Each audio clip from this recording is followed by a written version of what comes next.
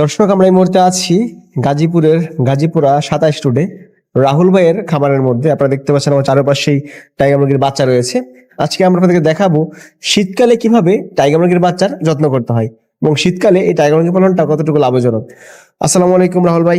ওয়ালাইকুম আসসালাম। কেমন আছেন? আলহামদুলিল্লাহ ভাইয়া, আপনি ভালো আছেন? আলহামদুলিল্লাহ, আমি অনেক ভালো আছি। রাহুল ভাই, শীতকালে কিন্তু অনেকেই মুরগির খামার বন্ধ করে দেয়। এটা আসলে ভয় পায়, ভুল ধারণা তাদের যে শীতে মুরগি মারা যায়, টিকাইতে পারে না। এটা আসলে নিজের, আপনি গরমে যেমন পরিচর্যা করতে হয়, শীতে একটু বেশি খেয়াল রাখা লাগে। আর শীতে মুরগি মারা যায় প্রধান কারণ হচ্ছে ঠান্ডার সমস্যার কারণে। যে আপনি খামারটা এমন ভাবে ম্যানেজমেন্ট করবেন যেন বাহির থেকে সরাসরি ঠান্ডা বাতাস মুরগির গায়ে না লাগতে পারে, তাহলে ইনশাল্লাহ মুরগি নষ্ট হবে না। আপনার এখানে কিন্তু বাচ্চার কোনো কমতি নেই। না, বাচ্চা আছে অসংখ্য, চাহিদা যেমন ইনশাল্লাহ আমাদের উৎপাদনও তেমন। তাহলে কি মুরগির বাচ্চার দামটা কমে যায়? বাচ্চার দাম আপনার গরমের চাইতে একটু কম থাকে, সামান্য, কিন্তু চাহিদা ভরপুর। আচ্ছা, টাইগার মুরগিটা কিন্তু বাংলাদেশে ব্যাপক জনপ্রিয়। অনেকেই টাইগার মুরগি খামার করে লাভবান হচ্ছে, অনেকে আবার লসের সম্মুখীন হচ্ছে। লসটা কেন হয় রাহুল ভাই? লসের কারণ হচ্ছে প্রথমত অনেকে সঠিক বাচ্চাটা সংগ্রহ করতে পারে না। দ্বিতীয় একটা কারণ হচ্ছে সে ভ্যাকসিনেশনটা বোঝে না, ম্যানেজমেন্ট। আরেকটা প্রধান কারণ হচ্ছে ব্রুডিং বোঝে না। যে নতুন একজন খামারি 300-400 বাচ্চা নিয়ে গেছে, জিরো বাচ্চা, ব্রুডিং করতে পারে নাই, বাচ্চা দেখা যায় 2 দিনের মধ্যে ভুডার নিউমোনিয়া লেগে শেষ। এই কারণে লস হয়। এছাড়া হচ্ছে মার্কেট আপ ডাউন করবে, বিক্রির ক্ষেত্রে মাংসের দাম 10 টাকা 20 টাকা কম বেশি হবে, সেটা আলাদা। কিন্তু আপনি যদি সফলভাবে উৎপাদন না করতে পারেন, তাহলে তো আপনি বিক্রি করার সময় বা ওই পর্যন্ত যেতেই পারবেন না। বাচ্চা নিয়ে সেটাকে সঠিকভাবে রেডি করতে হবে মাংসের জন্য, তখন আপনি ইনশাল্লাহ লাভবান হইতে পারবেন। আচ্ছা, আপনার এখানে যে বাচ্চাগুলো আমরা দেখতে পাচ্ছি, কতদিন বয়সের বাচ্চা এগুলো? এটা বয়স আজকে 7 দিন। 7 দিন। জি। কি কি ভ্যাকসিন করা আছে এটাতে? এটাতে 1 দিন বয়সে মারেক্স ভ্যাকসিন করা হয়েছে, 5 দিনে রানীক্ষেত করা হয়েছে, 10 দিন বয়সে আবার গাম্বুরো ভ্যাকসিন করা হবে, 18 দিন বয়সেও গাম্বুরো ভ্যাকসিন করা হবে। ভ্যাকসিন করাটা কতটুকু গুরুত্বপূর্ণ? ভ্যাকসিনটা মোস্ট ইম্পর্টেন্ট। ভ্যাকসিন ছাড়া আপনি খামার করতে যায়নি না। আপনি 1000 মুরগি সেট করবেন, ওখানে ধরেন আপনি 5 লাখ টাকা সাপোজ ইনভেস্ট করলেন, ভ্যাকসিনে খরচ হবে আপনার সর্বোচ্চ 5000 টাকা। আপনি কি জন্য রিস্কে যাবেন? আর ভ্যাকসিন ছাড়াও মুরগি পালন করা যায়, এমন না যে যায় না, কিন্তু ভ্যাকসিনটা হচ্ছে অ্যান্টিবডি। ওর মধ্যে যেমন রানীক্ষেতের ভ্যাকসিন দিলেন, রানীক্ষেতের রোগের প্রতিষেধক বা অ্যান্টিবডি তৈরি হবে ওর মধ্যে। মুরগি যখন অসুস্থ হবে, ভ্যাকসিন করা থাকলে আপনি সেই অনুযায়ী ট্রিটমেন্ট করলে সুস্থ হয়ে যাবে। কিন্তু ভ্যাকসিন ছাড়া মুরগিটা যদি অসুস্থ হয়ে যায়, রানীক্ষেত গাম্বুরো যেটাই অ্যাটাক করে, আপনার ওই খামারে 1 দিনের মধ্যে দোষ শেষ হয়ে যাবে। আপনি তো ব্রুডিং এর কথা বলছিলেন, ব্রুডিংটা কিভাবে করতে হয়?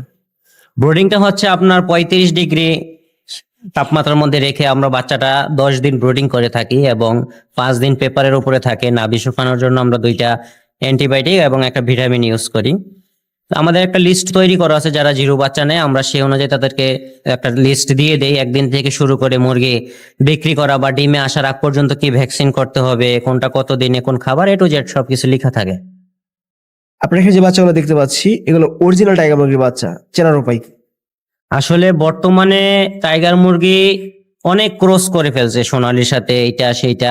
তো অরিজিনাল বাচ্চাটা আপনার কালার হয় হচ্ছে 2টা, একটা লাল কালারের মধ্যে থাকবে আর একটা ব্ল্যাক এর মধ্যে থাকবে। এটাই বড় হওয়ার পর বিভিন্ন কালার আসে আর বাচ্চাটা সাইজে বড় হবে। আমাদের একটা টাইগার মুরগি 1 দিন বয়সের বাচ্চা 45 থেকে আপনার 55 গ্রাম ওজন হয়, 50 গ্রাম 55 গ্রাম পুরান হ্যাচের বাচ্চাগুলো। আর অরিজিনাল বাচ্চাটা আপনার পাগুলো একটু মোটা মোটা হবে, ঠোঁটটা একটু ছোট থাকবে। আপনি দেখবেন নরমালি সোনালী মুরগির বাচ্চাগুলার ঠোঁটটা কিন্তু মোটা থাকে, অনেক বড় থাকে। সে তুলনায় এই যে দেখেন টাইগার মুরগির বাচ্চাটা মাথাটা খাটো এবং ঠোঁটটা কিন্তু একদম চিকন এবং ছোট শর্ট। এটা হচ্ছে অরিজিনাল টাইগারের বৈশিষ্ট্য। এছাড়া আপনার নতুন কেউ সহজে আসলে বুঝতে পারবে না কোনটা টাইগার আর কোনটা সোনালী, যদি বিশ্বস্ত কারো কাছ থেকে না নিতে পারে। আচ্ছা, কত টাকা করে বিক্রি হচ্ছে জিরো বাচ্চাটা? জিরো বাচ্চাটা বর্তমানে আপনার 55 টাকা বিক্রি হচ্ছে। 55 টাকা? 55 টাকা। দাম তো কমে নিতে হবে। দাম আগে বেশি ছিল তো, আপনার 60 টাকা 65 টাকা ছিল।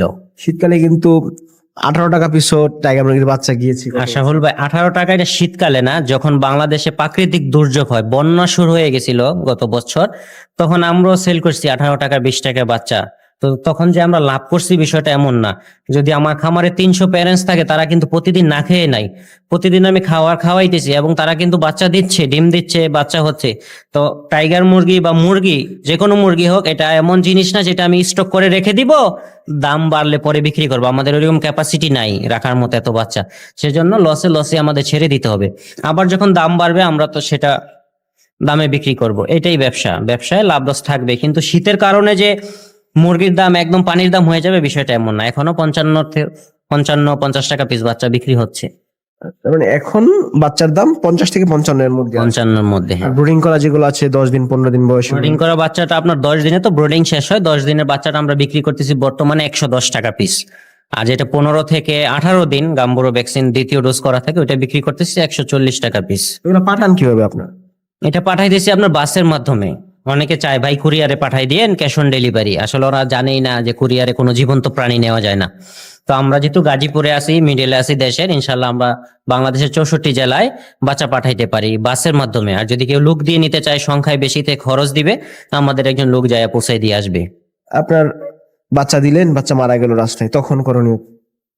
তখন হচ্ছে সেটা যদি সংখ্যায় বেশি হয়, দুই পক্ষকেই দেখতে হবে। আপনি 500-1000 বাচ্চা নিলে 50টা মারা গেলে সেটা আলাদা বিষয়, 300-400 মারা গেলে সেটা হিসাব আলাদা। সেটা আমাদেরকেও দেখতে হবে, আপনাদেরও দেখতে হবে। আর এরকম আজ পর্যন্ত আমাদের কোনো অ্যাক্সিডেন্ট হয় নাই, কারণ আমরা এই বাচ্চাগুলো এমন ভাবেই দেই প্যাকিং করে, এবং সেটা বাসের ভিতরে দেই, সিটের মধ্যে টিকিট কেটে তারপর দেই, বা যেভাবে দেই বাসের ভিতরে থাকে, বক্সে দেই না। যদি বক্সে ঢুকাই দিতাম তাহলে মারা যেত না। এত বড় রিস্ক নিয়ে তো বাচ্চা পাঠানো যায় না, তা তো আমাদেরও লস হবে। তো আমরা ওইভাবেই পাঠাই, ইনশাল্লাহ সমস্যা হয় না। আর যারা মোটা অঙ্কের মানে সংখ্যায় বেশি বাচ্চা নেয়, 500-1000 পিস, ওনারা বেশিরভাগই নিজেরা এসে নিয়ে যায় নিজ দায়িত্বে, অথবা আমাদের একজন লোক দিয়ে নেয়, সে তার দায়িত্বে দিয়ে আসে। যদি কেউ আপনার কাছ থেকে বাচ্চাটা, অবশ্যই ভালো মানের বাচ্চা দিই ইনশাল্লাহ। আসসালামু আলাইকুম। ওয়ালাইকুম আসসালাম।